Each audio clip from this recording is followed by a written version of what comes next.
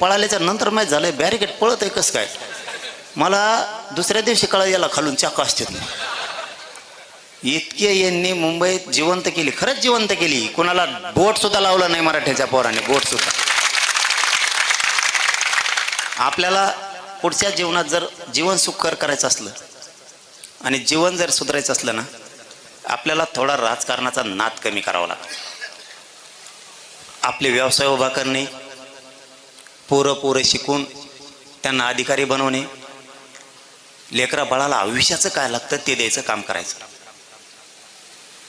आपल्या बापदाद्यांनी जमीन कमवून ठेवली आपल्यासाठी, त्याला आपलं ग्रामीण भागात म्हणलं जातं आयुष्याची लेकराची भाकरी.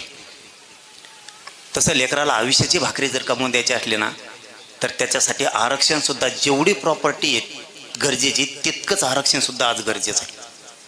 ते मिळवण्यासाठी आपण रात्रंदिवस झटतोय. मला चालता उठता येत नाही, आता उभा राहिलो ना आता बसता येणार नाही. इतक्या वेदना आहेत माझ्या अंगात त्या उपोषणामुळे. माझ्या इतके हाल कोणाच्याच नाहीत, पण माझ्या समाजाची मान खाली होऊ नये म्हणून मी मरायला सुद्धा भेट नाही, मॅनेज होत नाही, फुटत सुद्धा नाही. मला काही पण दिलं असतं त्यांनी, काही पण दिलं असतं, पण आपण राजकारणाच्या नादी लागून आपल्या समाजाच्या लेकराचं वाटलं नाही झालं पाहिजे. या भूमिकेतून समाजाच्या लेकरासाठी राहोरात्र आपण लढत राहील. पुढच्याही काळात आपली काही लढाई राहिली आणखी. आपण मराठवाड्यासाठी तर घेतलंयच, ते तर वर्षाच्या आत आपण मराठवाड्यातले सगळे मराठी आरक्षणात घातल्याशिवाय सोडत नाही. त्याची काळजी तुम्ही करू नका. आरक्षणाची बाजू मायाकडे, फक्त कोणावर भरासट हो जायचा नाही. मध्येच आपल्यात लई त्या गोतल्या आळ्या उठल्यावर मध्येच उठ देत काही, हे असे ना. तुम्हाला काही वाईट वाटत असेल मावशाव, मी एखादी बार शिवाय देतो घोडे निकलवीत, त्याच्यामुळे तुम्हाला वाईट वाटत असेल. तुम्हाला एक प्रश्न विचारतो, उद्यापासून घोडे लावायचे मग बंद.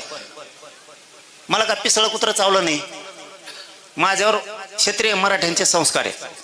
मी का देतो त्याचं कारण सांगतो, फक्त मला एक उत्तर द्या. उद्यापासून आपले घोडे लावायचं बंद.